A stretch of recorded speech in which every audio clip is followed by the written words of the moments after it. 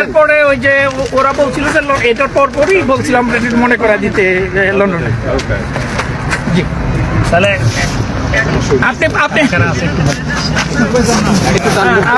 আমাদের ইউরোপের বিভিন্ন দেশের নেতৃবৃন্দ আসছেন, বিশেষ করে ফ্রান্স থেকে ওরা গাড়িতে কয়েক মিনিটের ভিতরে এসে পৌঁছবেন। বেলজিয়াম থেকে শহীদ ভাইয়ের নেতৃত্বের বড় টিম আসছে, আর হাসান ভাই তো কথাই বললো শুনেন। আমরা অস্ট্রিয়া থেকে গাড়িতে আসছি, নেদারল্যান্ড আওয়ামী লীগের সকল নেতৃবৃন্দ।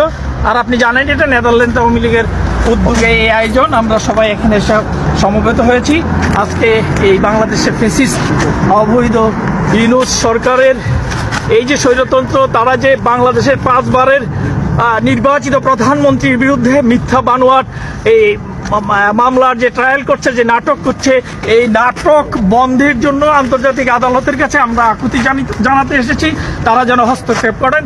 তো আজকের এই মানববন্ধনে আপনি মাননীয় নেত্রী, আপনি বক্তব্য রাখুন। জয় বাংলা।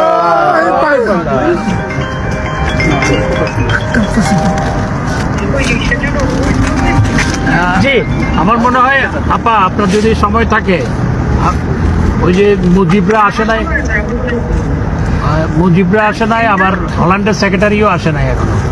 তো হল্যান্ডের সেক্রেটারি 10 মিনিট পরে যদি মনে করেন, তাহলে যদি আপনার অন্য এঙ্গেজমেন্ট না থাকে, আর যদি আপনার অন্য এঙ্গেজমেন্ট থাকে তাহলে এখনই বলে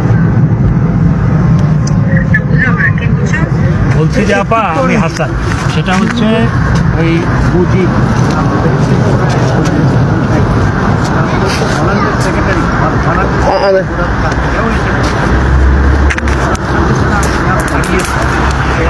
যদি সময় থাকে তাহলে পরে জয়েন করলে বেটার।